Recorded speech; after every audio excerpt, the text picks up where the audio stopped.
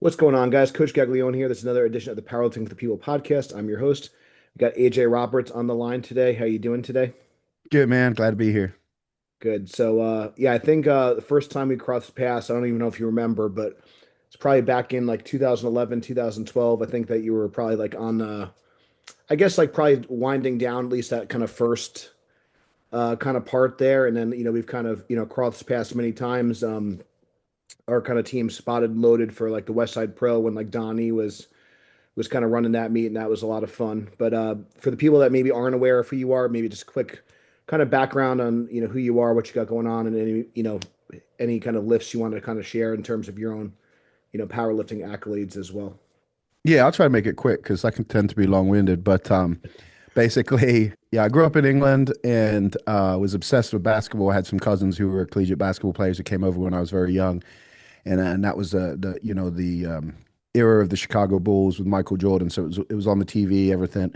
So I really got into basketball. But the basketball club I played for, they would send people to America to play over here. And the way they did it was through foreign exchange. You just go over as a foreign exchange student and then hopefully, get picked up for college and whatnot. So I did that, came over at 16. And then obviously I would have had to stay my senior year.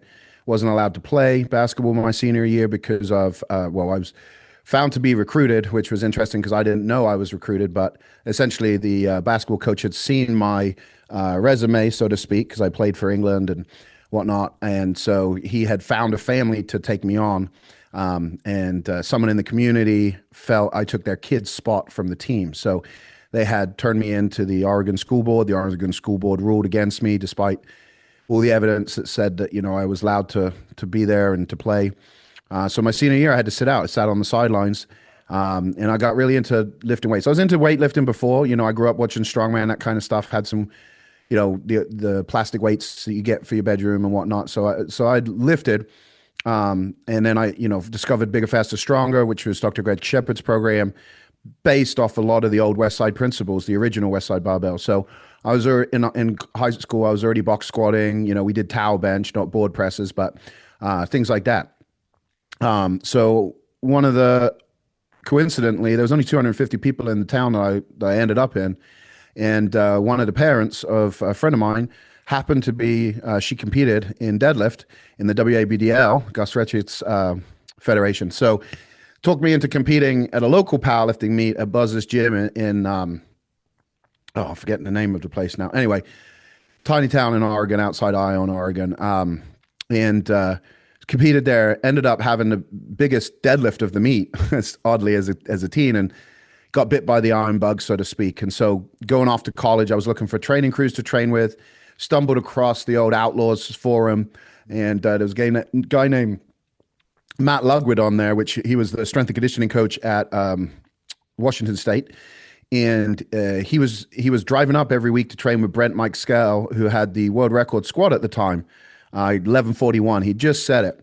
So me being naive and young, I just basically asked if I could ride along with him. And so twice a week, I started going up training with Brent. And that was the beginning of the journey. Fast forward, ended up moving to West Side, broke the 308 all-time world record, and then rebroke it two more times. So reset it three times. And then basically had kind of a crisis where I thought I was going to die. I had sleep apnea, and I always say I was fat, sick, and nearly dead. So being at Westside, I figured there was no way in hell that I could stay there and get healthy. Even though Louis said I could, it wasn't Louis. It was just the environment and me. And I didn't think I could be around it and not want to be the biggest, not be the strongest. So I ejected myself from powerlifting completely. Took about a 10-year gap, played with CrossFit, played with bodybuilding, did nothing. Ended up, I lost 100 pounds for the bodybuilding, ended up gaining more weight back than I ever had. So I was 340, biggest I've ever been. My wife took me into her counseling meeting, and I'd been before, so I didn't realize it was for me and her. We'd gone in and talk about stuff and how I could support her and things like that. And she just turned to me, tears in her eyes, and basically said, "I think you're going to die." And I was there 340 and, completely out of shape, no muscle mass. I mean, when I was 320 competing, I was wearing a 4XL shirt. At 340, I was comfortably in a 2XL, if that tells you anything about the way my body had changed. Then Louis passed, and I remembered I hadn't gone to West Side in a few years. And the reason was I was so embarrassed about who I'd become that I couldn't see any value I'd provide going to visit. And, the old man, and this is in his passing, I realized that all he ever wanted was for you to be strong. That's all he ever wants for everybody. No agenda, no side, thing. He never did anything that would try to make you weaker. It was always about getting stronger. And so in that moment, I was like, you know what? I got to get back on the platform. I went out to the women's pro-am, which, a couple of weeks after Lou's passing, went out to the women's pro-am because Laura was honoring him. Sat and watched the females compete, and my brain was completely blown at the progress the female sport had made. 800-pound squats. Leah was going for the 1,000 there. She didn't get it, but she was still going for it. And again, I was bit by the iron bug. And Rita West was there. And Rita said, "Why don't you come out and bench in this invitation meet?" And I go, "I don't even have a bench press shirt." Matt Smith threw me a F8 band shirt. Says, "Take that. I'll see you in New York." And that was it. First meet back. Managed to hit a PR in the band shirt, which obviously not really much to brag about. They give you more. So it's not like I was stronger than I was. But it relit that fire inside of me. And gave me purpose again and something to compete for. And now I'm fully immersed back into powerlifting, running meets, competing, coaching, and just finding my way. And it's interesting because in a way, so much changed with the sport as a whole, but so little changed with multiply and professional powerlifting. So it's fun to be back, and it's interesting being older, paying more attention, realizing that I'm going to be around at least for another 40 years in this sport. It changes the way you think. I never thought like that as a kid. I thought I would die lifting, but I never thought I would be doing this, be involved till I was 80. So I know that was a little longer than probably you expected, but It's good kind of lays all the context. groundwork for what's to come. So yeah, there's a couple of things I want to unpack, and then I definitely want to I guess kind of get a little bit of your take on like the landscape of lifting and stuff like that. And like I said, I kind of grew up in that, kind of similar era. I kind of did my first meet in 2006, and kind of all I knew was equipped lifting, so it's kind of like one of those things where that's just kind of like what powerlifting was, and that's kind of how I got into the sport. Um, in terms of like, this is more of a question for myself. I think it might be helpful for people that are like getting older and stuff that are maybe, like I said, I think when was your first meet? Like I guess 2000 what? I think it was 2003 or four. Yeah, so like early, yeah, I was kind of thinking. So you were a couple years before me, and like I said, because I know you were like one of the guys. I remember like watching the VHS tapes of like the training, and it was pretty just cool stuff. There wasn't like as much, like I said, information back then as far as outside of, like I said, forums and stuff like that and Powerlifting USA. Um, but anyways, what I was kind of like getting at, because I had a kind of a similar thing where I don't know if we're just like all like kind of wired similarly, where I like, I lost a lot of weight, did a bodybuilding show, gained some weight back, kind of found my way back to powerlifting, had some of my best like meets in terms of like, pound for pound performances and stuff like that, actually in like my mid 30s, which I was kind of like surprised about. Because to your point too, I felt like I was like at my strongest in like my mid 20s, but I became like a better lifter, like kind of in my early to mid 30s, and I was able to still hit some like some good performances. We kind of reconnected a few times at like some of the Arnold XBC stuff and stuff like that.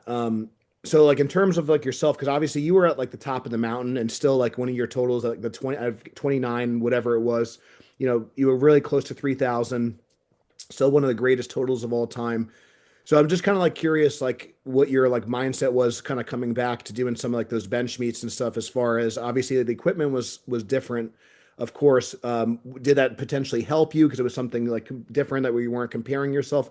Because I know you always had big goals for yourself, and you always kind of went all in, and kind of tried to do things at the highest level. So what was kind of like your mindset like when you were going back to like your first competition, like after that like little layover? Yeah, so I take about 6 years off of lifting, and I mean, I tried to get in shape. I tried to work out. Right, I made it like I think it was like 68 days on 75 hard, and got sick, and decided I'd been in the pool in the sun all day with my kids playing, and I did my morning workout, and then I was due to do my evening workout, and I just felt terrible. I remember looking at my wife and saying, "I don't, oh man, I got to get this workout in," and she goes, "Well, you worked out all day. You were in the pool playing with the kids." Oh yeah, yeah, yeah. So, um, you know, and I didn't do it, and then the next day I happened to listen to one of the 75 hard audios, and he was going off about people playing golf and counting that as workouts. So I said, I got to start over. And I think I made 11 days after that total. I did some seal fit stuff for about four, maybe 6 weeks, and then tweaked something, and figured I'd pick it back up. Never did. So I never could work out. And so what I realized is that I had to train, and that meant I had to compete. And that was like a big aha for me. And I realized that I could use weight classes as a way to cut weight. And so I thought, what goals do I have left? I squatted 12 or 5. I'd bench 915, and then I deadlifted 815. I was happy with my squat. I never had any like, oh, I want to squat 1300 or anything like that. 1200 was always the number. Brent, unfortunately, his career ended with he had an equilibrium issue, and every time he traveled, he would basically end up in bed for days on end. It was really bad, and so that kind of ended his career. But he always had the goal of 1200. So I wanted to hit that for me and him, and I did. So that was gone. Deadlift, oddly, I never had a deadlift goal. 800 was kind of the goal. Back in 2012, that was considered a good deadlift. Now it's mediocre, but back then 900 was a massive deadlift.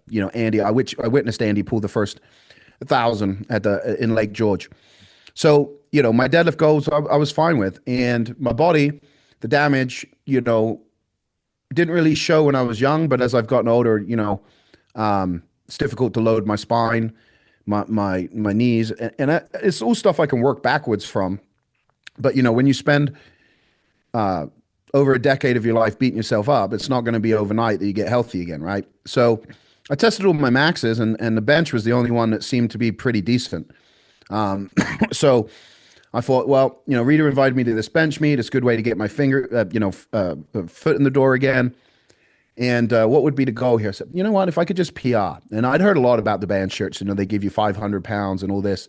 And so, I had come in thinking, oh, if I wanted to bench 1,000, like that's a good goal to have, right? Like that's a new milestone. These band shirts, it seems to be pretty good goal. So let's do that. Let's just set the goal at 1,000, and we'll do a meet, see where we are, and then go from there. And so, me being me, I just got a hold of all the best benchers in the world and asked them questions. I paid Jimmy Kolb to see how he was training. I watched his bench seminar, attended one of his charity things to raise money where he had a bunch of people speaking on how they train, and just really immersed myself again into try to figure out these band shirts. And I realized pretty quick that I wasn't going to have to bench 600 raw to bench 1,000 in the shirt.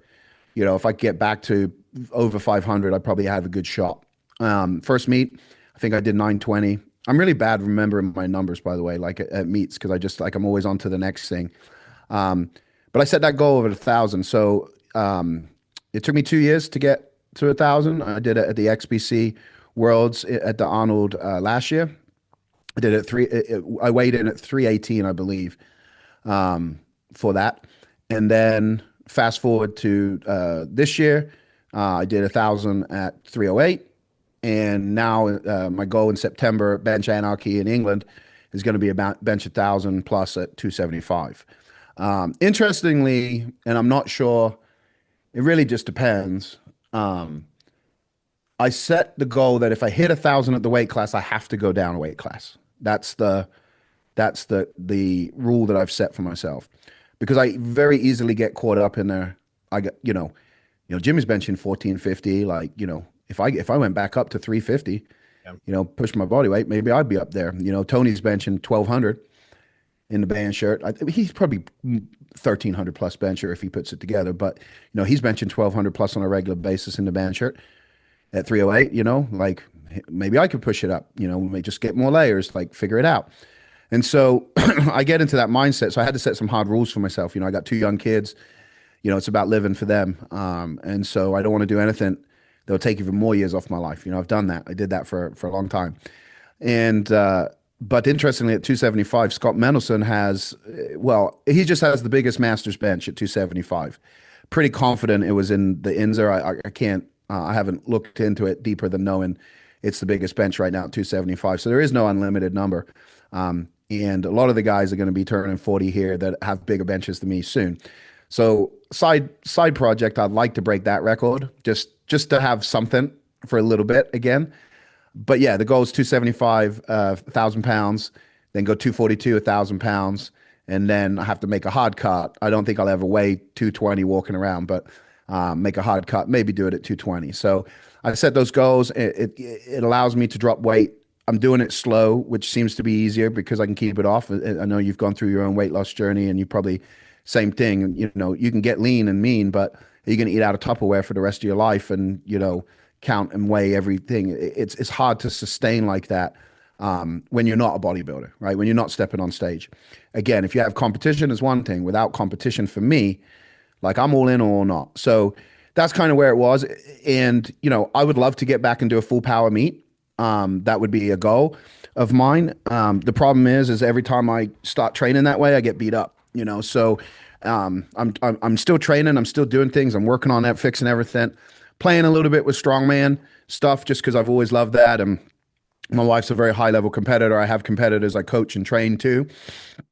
So just pushing my body where I can, but at the same time keeping the mindset of like, I'm doing this to lose weight without focusing on losing weight. And it's working. And I just have to remember that and stop myself when the old me comes out and wants to play and, screw everything else. I'll go all in here.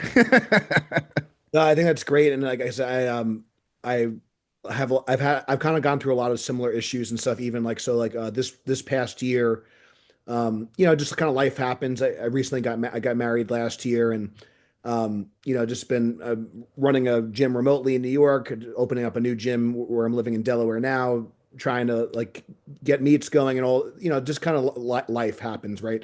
But there was a couple of like times where like I saw like kind of 290 on the scale again, and I'm like, okay, I need to like kind of pump the brakes and kind of chill out a bit. But to your point, I think there's like a sweet spot where like, yeah, you want to feel good and still be like healthy, and maybe it's not just about like being shredded, right? But having some like kind of guide rails for like your weight and stuff like that and for health, I think is really important.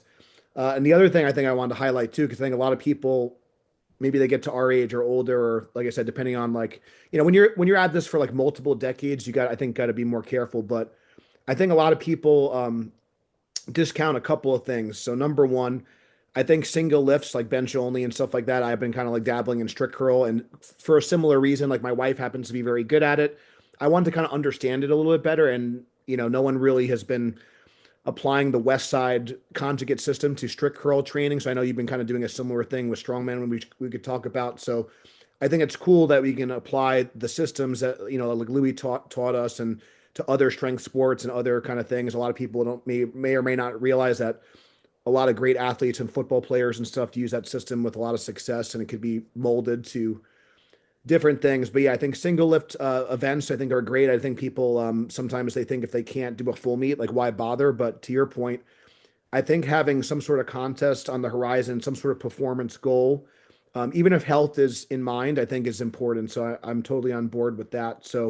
Um, so I wanted to kind of move on a little bit to so you're also kind of been coaching athletes, and kind of using the West Side system and your own kind of knowledge with strongman and stuff like that. So in terms of like, I guess kind of programming advice and just kind of structuring your training, as you've gotten older and stuff. Because one of the things that I've kind of found for myself too, and maybe you can comment on, is that I think that when you're kind of using some of the principles, rotating exercises, the different kind of methods, you can kind of go through as much as you'd like.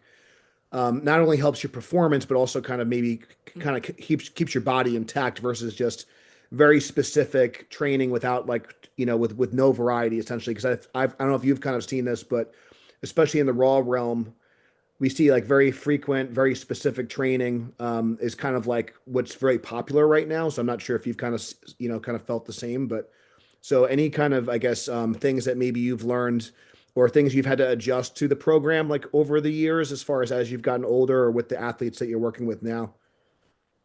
Yeah, I mean, fundamentally, the system is the same, and it works. And I have, pro lifters, I have drug-free lifters, I have geared lifters, I have raw lifters, I have runners and strongman, and fundamentally across the board, it works. So far, there's only one person that hasn't really worked for, and they had a lot of limitations due to previous industries, shoulder reconstruction, hip reconstruction, and just a difference in philosophy of what would work, versus what wouldn't work. And unfortunately, had to end up going separate ways. No hard feelings, like at all with that. But, I say that just because I think it's easy to think, oh, it works for everybody. And obviously, depending on you as an individual, there are factors that have to be taken in consideration. Can you train 4 days a week? Can you train 3 days a week? Can you recover from all of the workload, regardless? Does movements hurt or injure you more because of previous conditions, right? And this is something that's difficult, especially when you're not in person with people, right? And that's the hardest part that I've come to find, is that the idea of crews and training together is few and far between. Now, you've got a few people that have maybe one or two training partners like myself and a couple of the athletes I have. Luckily they have two people that they'll run squats with and stuff like that. But as far as a crew and a group of people, very rare. And so that's created change, because ultimately I have to create intensity within the program that usually would be there, from the ego, from the competitiveness that comes out when you're training together. So on accessories, you say 3 sets of 8, and you realize, and if that's all you say, basically people work up to a heavy 8 and then they're done. They don't work up to 8 and then do 3 sets there. They don't, push themselves beyond the 8. It's like, oh, 3 sets, 8. And I made this mistake in the beginning when I would see the bodybuilding workouts in Flex magazine and, excuse me, on all the different places. I would think the same thing. And I didn't realize that it was just a guideline. This is the guideline. So luckily I got to work with John Meadows before he passed, when I was doing my bodybuilding, and had seen how he kind of created intensity throughout a workout with different things, basic stuff like strip sets, isometrics, drop sets, death sets, rest pause, and on all of the other things you can come up with, like to create intensity on a movement. And so a lot of my accessory work oftentimes includes the intensity, I guess, add-ons to make it so that, yeah, if you want to screw around for the first 2 sets, that's fine. But on the last set, you're doing an AMRAP, right? That backfires sometimes when a person is so bull strong mentally that, they'll go beyond where they should. So that there's areas there you have to kind of rein people in and things like that. But in general, that's really worked, with the emphasis on accessories. Really, that's what I saw was missing from a lot of these programs when I came back. I'd look at a program and, I would see stuff that had dynamic repetition and max effort work. It might not be in the West Side, 4-day split, but they had the basics of a strong program. And I said, oh, well, that's why that works. We're not that far off. It's just, the application theory is the same, application is different. Then you get into some programs and I look and I go, I didn't even understand, like, this doesn't even make sense to me. It just seems like it would create weakness versus strength weakness. All programs that didn't have any accessories. And I'm thinking, Yeah. so you're using the main movement to get better at the main movement. And I always laugh at that, because it's like, a football player doesn't play football just to get and just do football. They also train, right? And so I'm like, I'm confused, because if you have a movement and you keep doing the movement and you have a weakness, how do you attack that weakness if it's always the same? Like, you don't suddenly get stronger off the chest if you do full range, right? So for me, I looked at it and I said, man, this is lots confusing. Let's bring accessories back. Let's bring intensity to the accessories. And then being older myself, like a lot more mobility stuff to get ready to be able to lift. Warming up under the bar doesn't work anymore. Um, and I have to take a lot smaller jumps with my weights, instead of jumping 45-pound plates, I'm jumping 25. Most of the women, they jump maybe 30 pounds, 20 to 30 pounds jumps. So slower warm-ups, that kind of thing, some of the differences. But overall, it's mostly, that.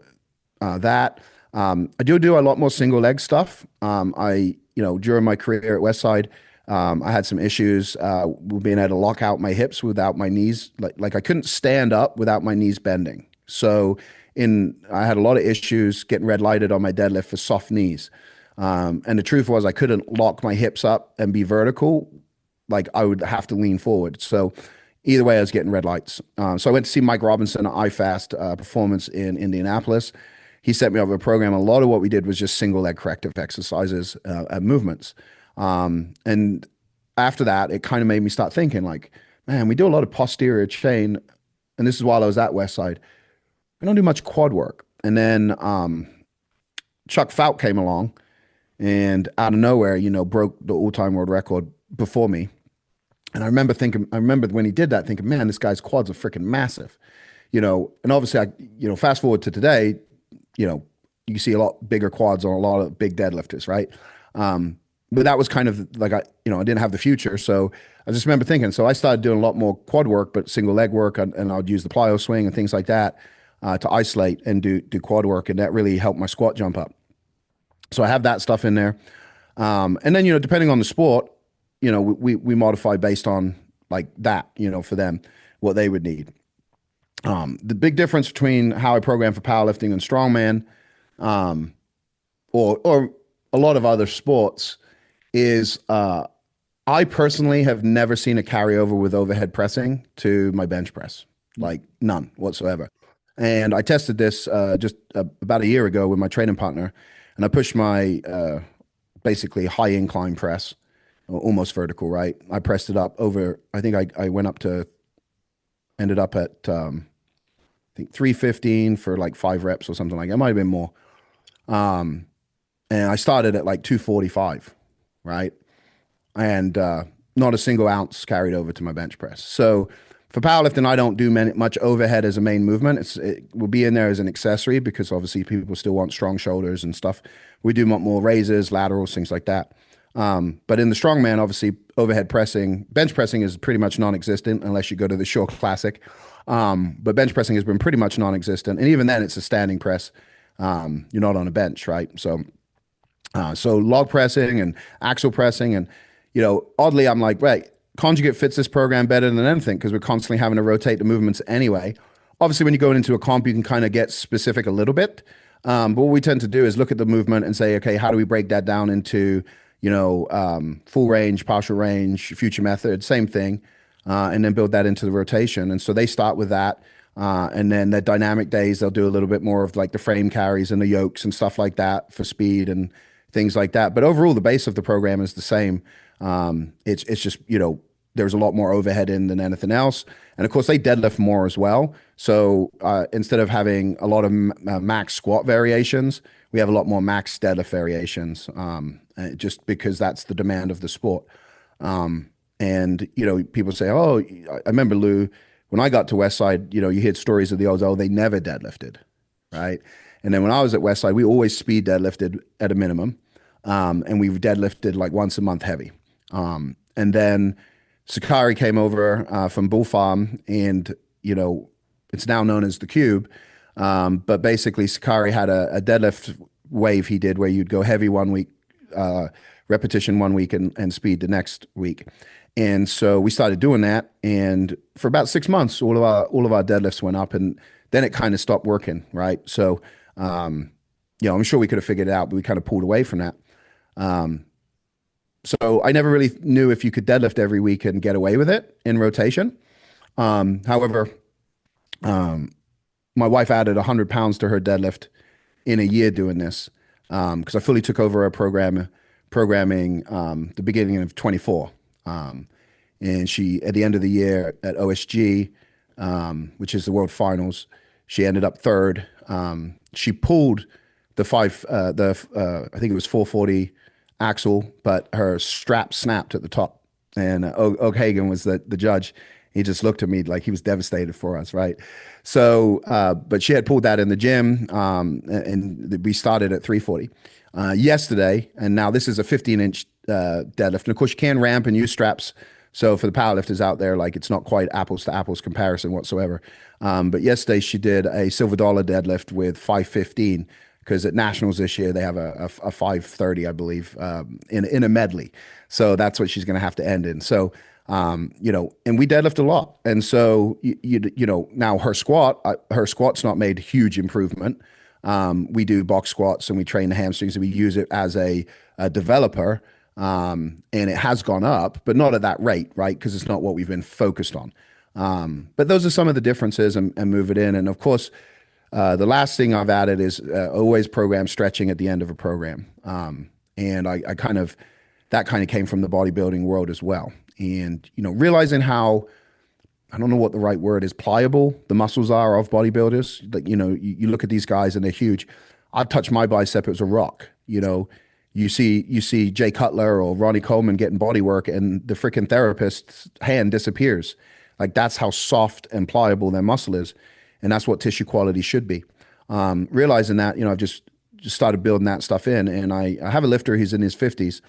And for the first time in his life, he's like, I don't know what it is about this mobility stuff. And frankly, like, my mobility stuff is the Lock 5, which I got from Trevor. Obviously, it's from Andrew Locke, but Trevor Jaffe started having me do that, and I saw the benefits. And then I used Donnie's stuff. So I used some stuff for Donnie for opening the hips, and then his shoulder setting routines and things like that. I haven't created any of this stuff. I'm just smart enough to grab it. He started doing that, and his positioning on his squat, his deadlift, everything's changed. And he's like, I don't. This feels amazing. This is awesome. So that's really the big difference. And people say, would have you done it back at Westside? And the answer is probably no, because I didn't need it, right? So it's like it's all about efficiency and training and time and recovery and all those things. But as you get older, you need that stuff. You need recovery is different. You have to adjust to it. I can't go max effort on the bench press in a shirt like more than twice a month. Every 3 weeks seems to be perfect for me. I have to back off. And so, my joints don't recover the same way. So I have to do a lot more for that and those kind of things. But overall, it's pretty much, it's the same base. And then just, figuring out for each individual, like, what is it that's missing from their training that we used to have? And that's a piece that you can't recreate. Like, environment is something you can't recreate unless you have the environment. So how do we create intensity? How do we create, an athlete who normally would slack, how do you just make it where they can't? And so I think through these things and constantly paying attention to their training and the progress and things like that. And, I don't program in deloads, which is probably an area that, like, most people would say you should program in. But that's because when my athletes tell me they ain't feeling good, I just tell them to take the day off, right? Life gives most people deloads, right? There's days they have to skip workouts that they're not 100% and things like that. So I don't program them, but, like, my athletes are fully aware when they need to take one, because if they don't, it's only going to get worse from there. So, hopefully people can piece together what I said there, but ultimately, it's the basis, just with some updates in terms of single leg training, and intensity add-ons. Cool.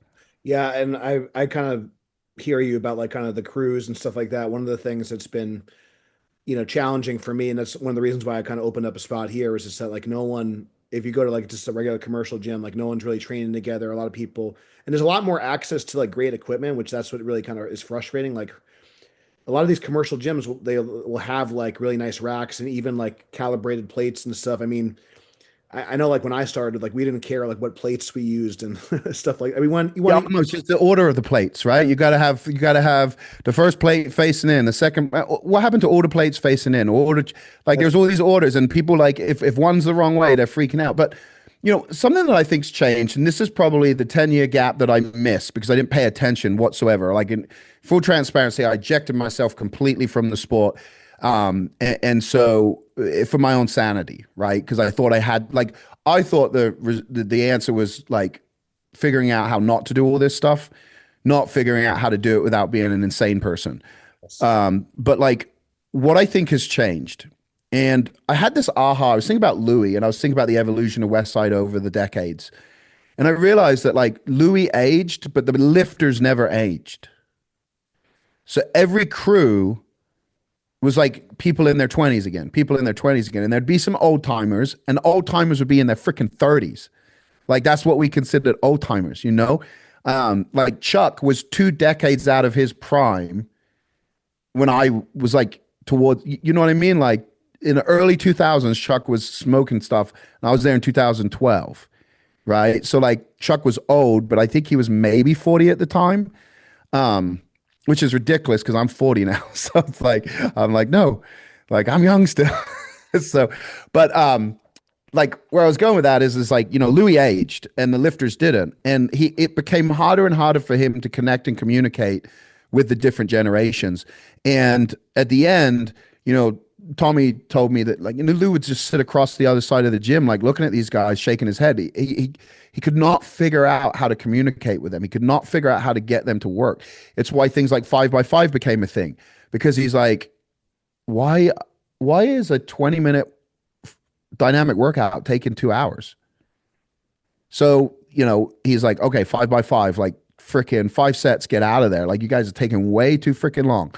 And so what I think has happened is twofold.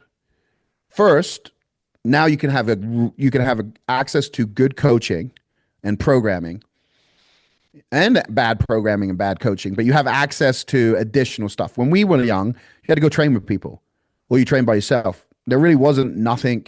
If Louis posted a 12-week thing, or Dave Tate posted something on Elite FDS, like maybe there was a few templates out there, but there wasn't people that anybody knew of that you would just hire to be your coach, right?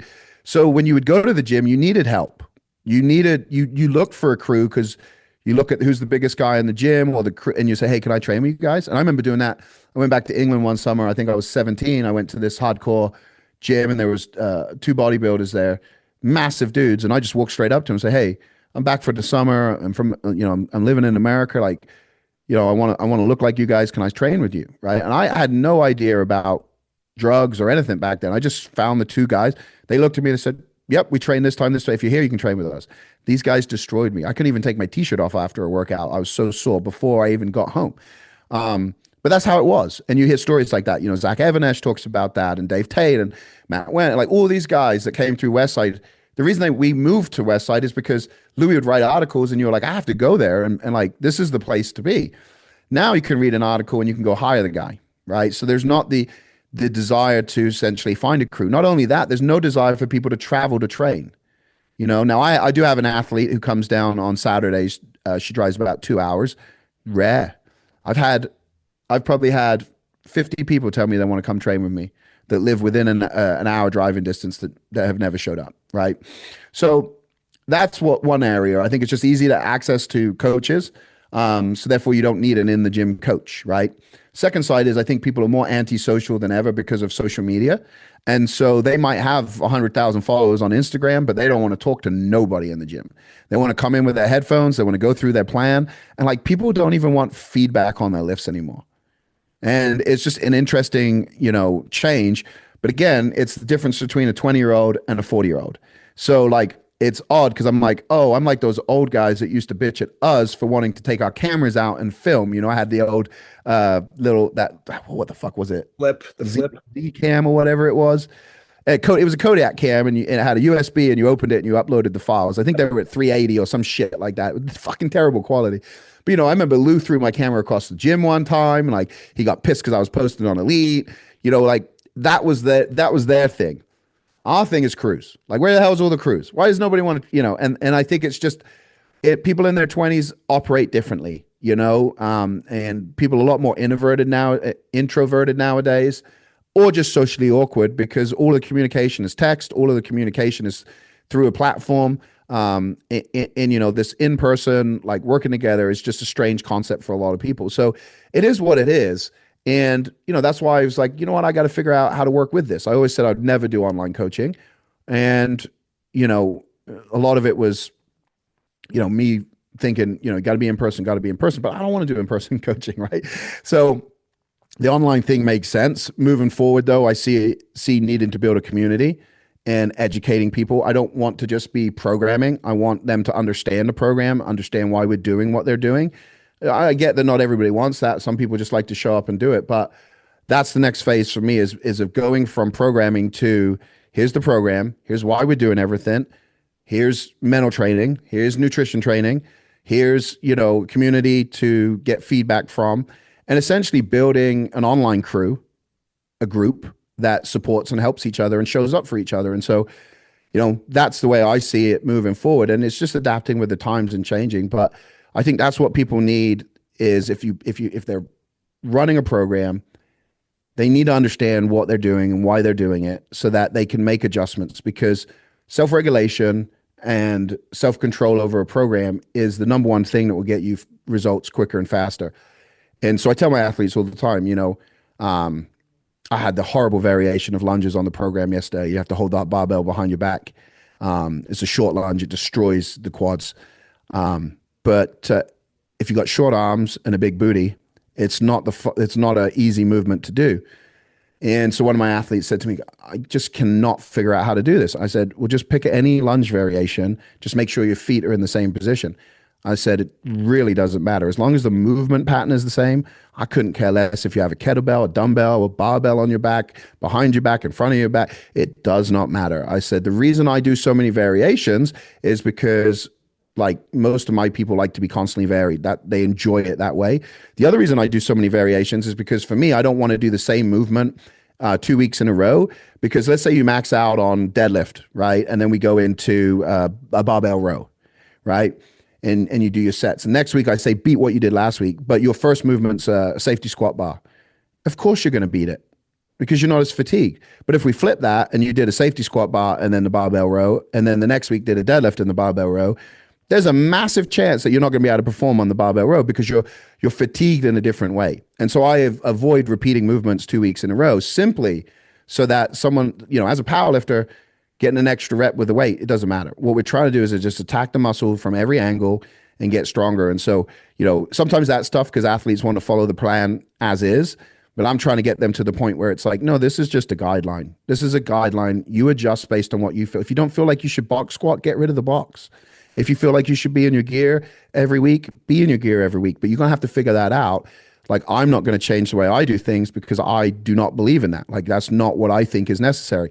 But if you do, you have to follow that. You have to do what you believe is right. You have to be your own coach, your own guide. And so for me, it's more of I guess, moving into like a mentorship, I suppose, where they're getting the plan, but they're also getting, the guide and the explanation. And if they want to take a detour, like, they're going to understand how to do that without completely derailing. Yeah, so to your point, I think that like that's one of my other kind of pet peeves with like, and again, not to and again, I think there's something for everyone. Like you said, there's good coaches, there's bad coaches, there's good programs, there's bad programs, there's different tiers to all this stuff. But I think a lot of people will advertise that they're like offering coaching, but really, like you said, it's a program or it's a template or whatever it is. But I think that like kind of some of the stuff that we're talking about, it's almost like you're consulting with the person too. Like it's like, okay, you're kind of teaching them like also like, hey, this is the thought process, is this the intent of the day? Because I think, and that's, I think one of the tenets of also, with all this kind of like West Side principles and methodology, it's like, you need to kind of like understand like what's the stimulus that we're after, and then kind of, okay, there's different tools that are kind of, if there's a certain weakness we want to attack, there's different kind of exercise variations we can kind of use to accomplish like that goal. And I think that especially when it comes to like accessories, if you're trying to build a weakness or hypertrophy, um, like to your point, it's like, does it matter if you do 3 sets of 8 or like one really hard set of 10, or like, people get too so wrapped up with the specific like sets and reps and numbers, but it's like, what is like the response that we're like after? And I think like when it comes to like something like a max effort work, if like I was always taught, the goal is to like to strain, right? And if what's the Yeah. goal? So if you kind of understand like what the goal of the exercise is, then it kind of gives you a little bit more freedom to like potentially tweak things.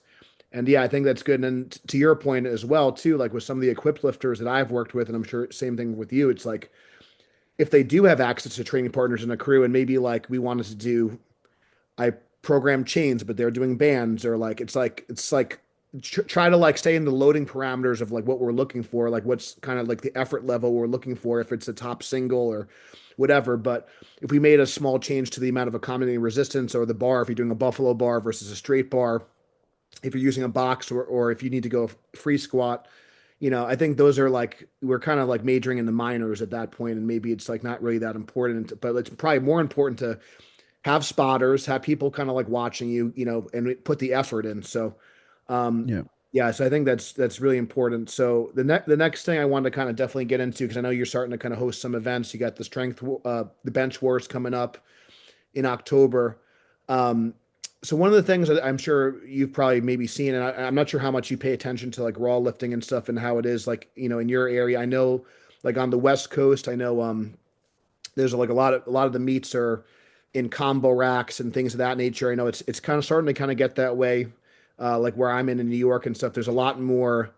Um, there seems to be like an influx of like tested meats out of stands and stuff like that. One of the things that I'm kind of, I guess not like afraid of, but one of the things I try to be cognizant of, and one of the reasons why I still have like my original location open in New York, is I always want to make sure there's options for equipped lifting, there's options for equipped lifting, raw with wraps, the use of a monolift.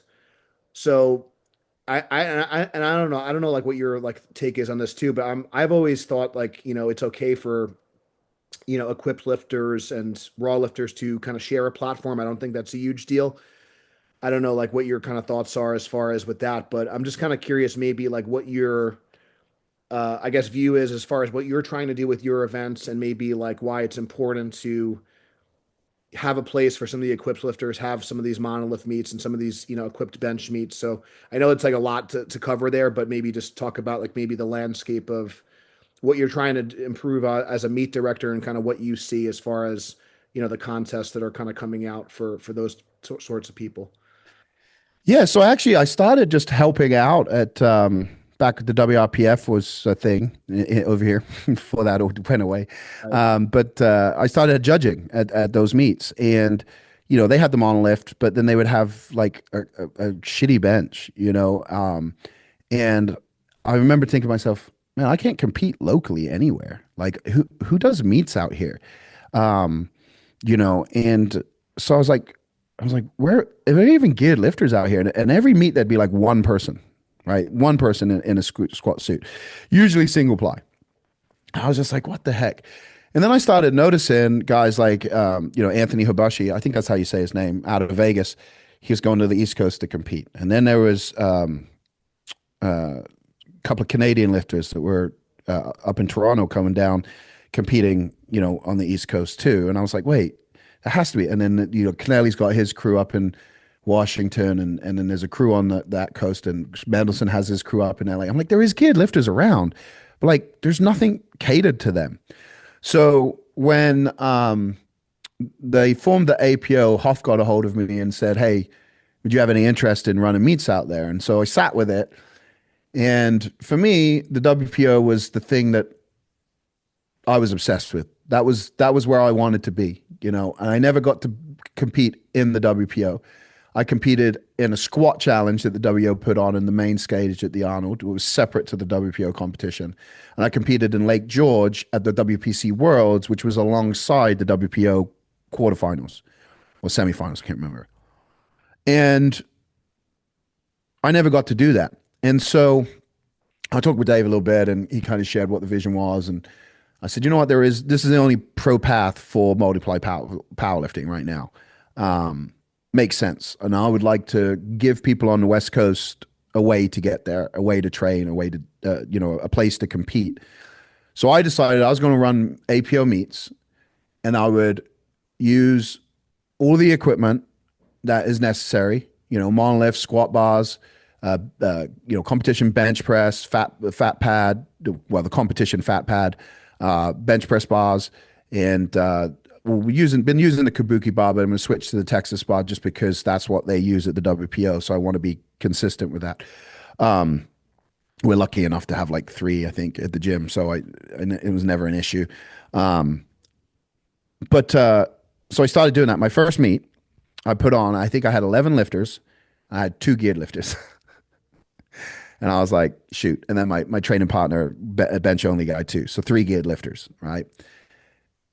The next meet I did, that full, I had like 36 lifters, and it was dead split, half raw, half geared. My April meet had more geared lifters than raw lifters. Nice. And not because the numbers have gone down. We're just attracting more of the geared lifters. They're finding out what's going on, and they're coming over. And so we have people right now come in from Arizona, coming from Nevada, coming from Oregon, Washington, and of course California. I even had Al Meehan came down for his last meet. Unfortunately, he wasn't able to get a squat in, which he after the competition he admitted to me that like he knew that if he got a squat it would be a gift, because he can't do it anymore. That's why that was his last meet. But it was very surreal for me that he came down to do that. He's a phenomenal lifter, one of Canada's best lifters ever to come out of there. And I actually competed at that squat challenge with him, and he beat me at that squat challenge. Um, but yeah, for him to come down and support me in that way, and travel, and bring a crew, like made me realize that what I was doing actually mattered. And so I just decided to commit to that. And then, they moved the WPO to York Barbell Hall of Fame in November. It's going to be phenomenal. They're going to have WPO Worlds, which is kind of an open meet, and then WPO Finals, which is the pro meet. Um, so they're going to do that, and then that opened up the Olympia. And Wayne got talking to me about maybe we could do this, maybe we could do that. I said, well, let's just focus on bench and let's make it the best bench meet in the world. So Friday at the Olympia we have the APO bench wars. Saturday's the WPO bench wars. And looking forward, like I said, I plan to do this for another 40 years at least. And my goal now is to work alongside Wayne, but create a series of professional bench press meets at different expos. Places like the Shore Classic is one we got on the radar. You know, Danny has the XBC at the Arnold, but potentially figuring out a way to get to the Arnold, working alongside him or something. We'll see. These are just ideas, but I think with bench pressing, it is a little bit easier to slot in places. It's shorter. It's also something a lot of non-powerlifters can relate to a lot easier than the squat in a suit, right? And I think it's a good addition to what we have out there opportunity wise for pro. That doesn't mean there hasn't been great pro bench meets, right? Like I've participated in a ton, but they're not annually, they're not consistent, and they're not part of a series.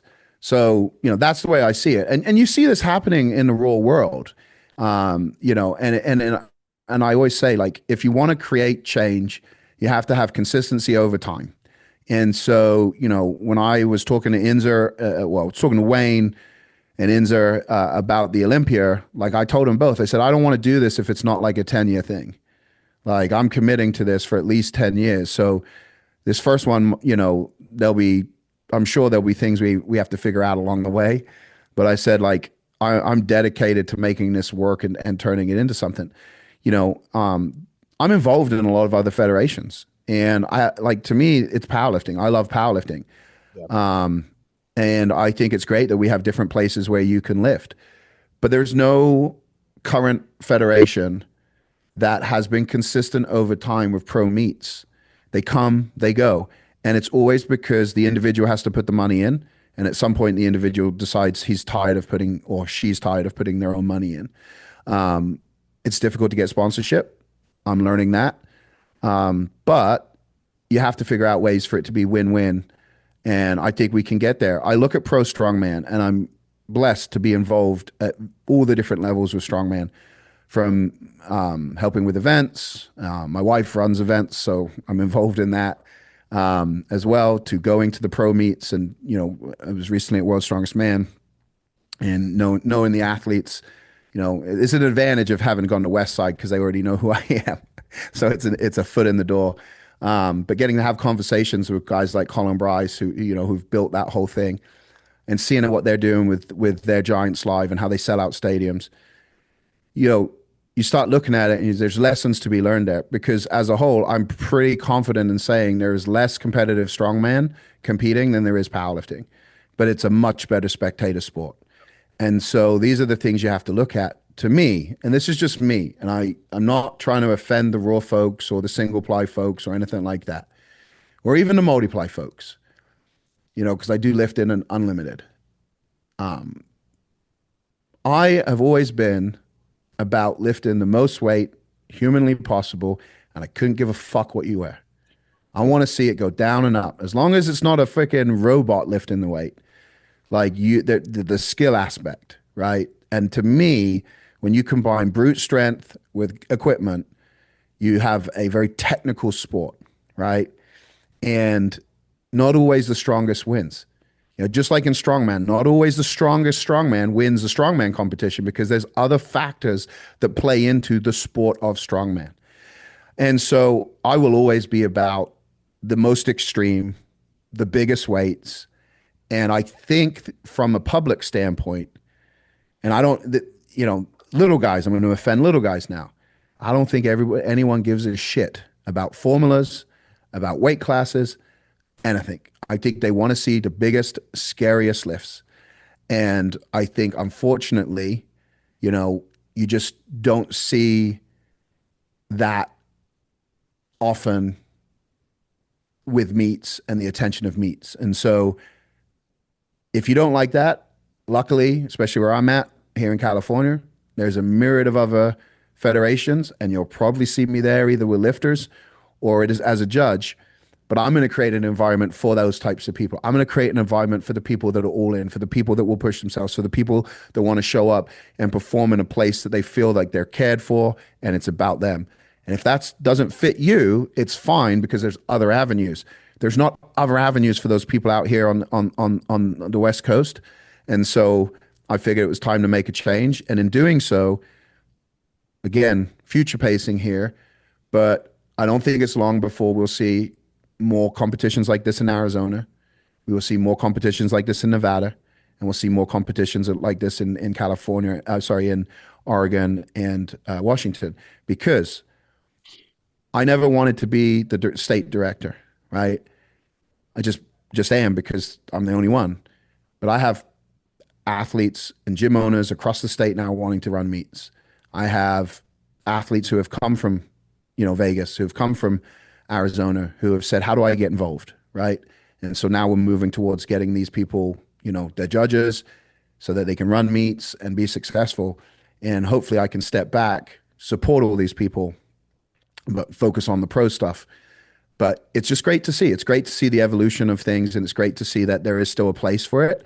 It's how I lift. It's how I love to lift.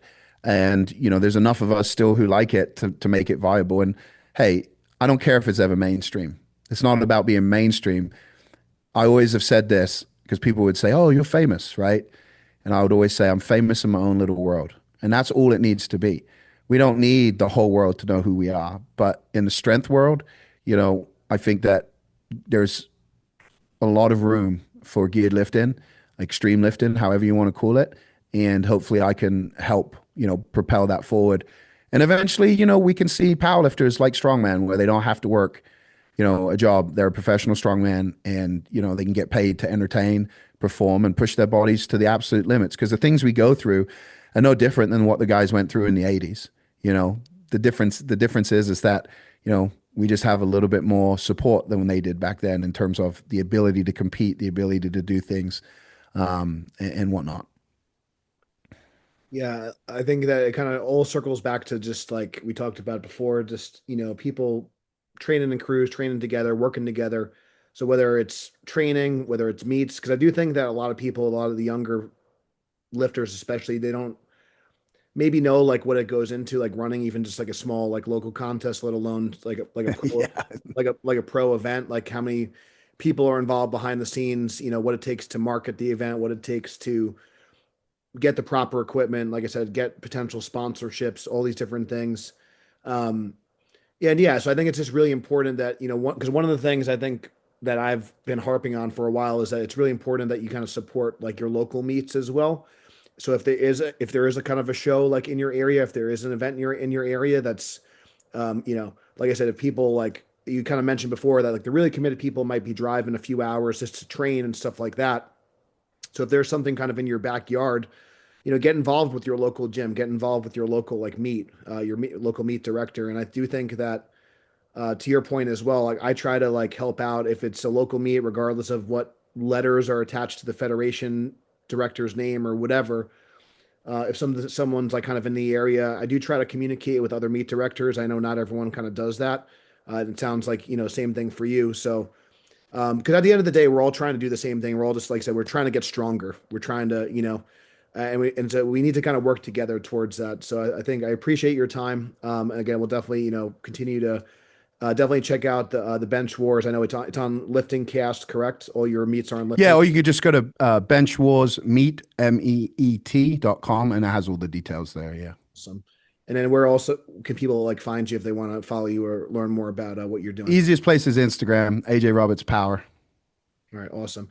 Appreciate you coming on, AJ. Definitely give him a follow and definitely check out the Bench Wars meet. Thank you guys so much for listening. If the podcast helped you, please give it a 5-star review and please share it. Thank you so much for listening. Until next time, stay strong and we'll see you soon.